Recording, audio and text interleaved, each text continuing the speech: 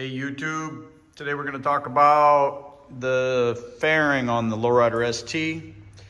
I had like a rattling sound on this one, so I thought I'd take it off and see if I could find something loose or something along those lines. I just saw a lot of interesting stuff, so I thought I'd make a little video. Okay, filthy windshield. Just a quick little, to get this fairing off, you take out the screws out of the windshield here. They're in little rubber grommets. Little grommets will stay with the windshield if you just take the screws all the way out. These are T27s. So general rule of thumb is use the biggest tip that will fit. I'm trying to do this one-handed here. It never goes well. But if you're using the right tip, you won't suffer nearly as much as you will. And that goes for anything, Phillips head. It's a real common thing to see in experienced mechanics using the wrong tip. Like that's a 25, it doesn't really fit. It'll work, they're not very tight, but you really should use a 27. So you take the windshield off first. Yes, I know, it's filthy. And then you take these little winglets off, or whatever you want to call them.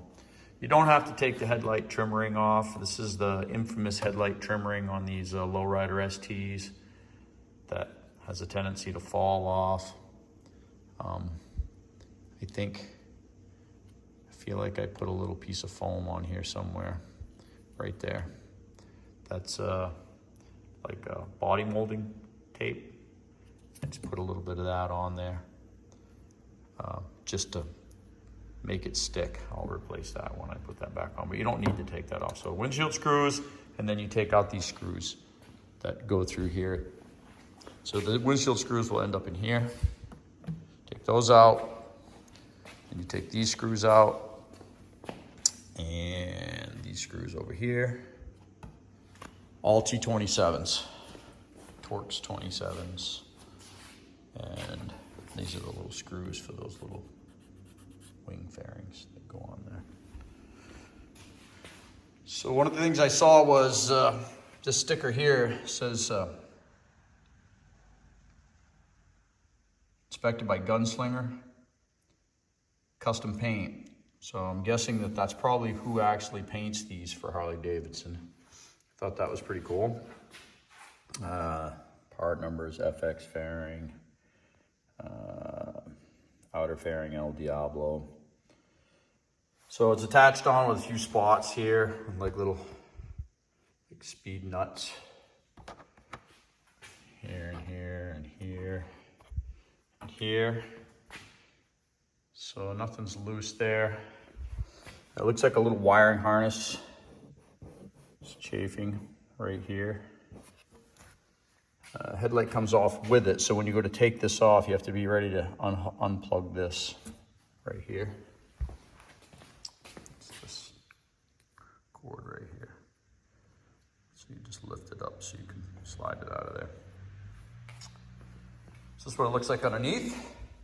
If you're interested, this is that Rockford Fosgate stereo setup underneath here. This is all that stuff. Looks like it's got some kind of a control. This is probably the amplifier up under here.